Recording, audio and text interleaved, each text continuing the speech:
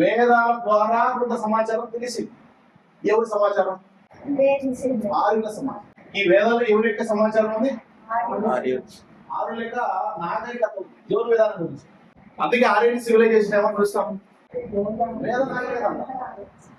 Actually ఇది వేద నాగరికత అంటే ఏ నాగరికత? సింధు నాగరికతను ఏ విధంగా అంటున్నామో ఆర్య నాగరికతను ఏమని పిలుస్తాం? ఇప్పుడు ఆర్యుల వేదాలే లేవు, అప్పుడు వాళ్ళ గురించి మనకు తెలుసా? అంటే ఇక్కడ ఆర్యుల గురించి తెలియాలంటే సోర్స్ ఏంటి? వేదాలు.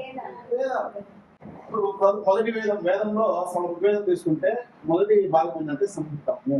ప్రతి వేదం 4 భాగాలు ఉంటుంది. అంటే ఇక్కడ ఋగ్వేదంలో సంహితాలు, అరణ్యకాలు, బ్రాహ్మణకాలు, పరిషత్తులు. సమవేదంలో సంహితాలు, అరణ్యకాలు, బ్రాహ్మణకాలు, పరిషత్తులు ఉంటాయి. నెక్స్ట్ యజుర్వేదంలో కూడా 4 భాగాలు. నెక్స్ట్ అధర్వణ వేదంలో కూడా 4 భాగాలు. ఈ విషయం మీకు తెలుసా? ఏంటో ఉపనిషత్తులు 108 ఇచ్చింటాడు. ఆ 108 ఎక్కడ సత్యంటాయో మీకు తెలియదు కదా. అంటే ఉపనిషత్తులు అనేవి వేదాల్లో పార్ట్స్ అనేది. మీకు ఇదంతా కూడా ఋగ్వేదం అంటాం. ఈ ఋగ్వేదంలో మొదటి దాన్ని ఏమంటాం? సంహితం అంటాం. 2వ చాప్టర్ ఏమంటాం? 3వ చాప్టర్ ఏమంటాం? 4వ చాప్టర్ ఏమంటాం? దీంట్లో ఏముంటుంది, దీంట్లో ఏముంటుంది, దీంట్లో ఏముంటుంది తెలుసుకోవాలి అంతే.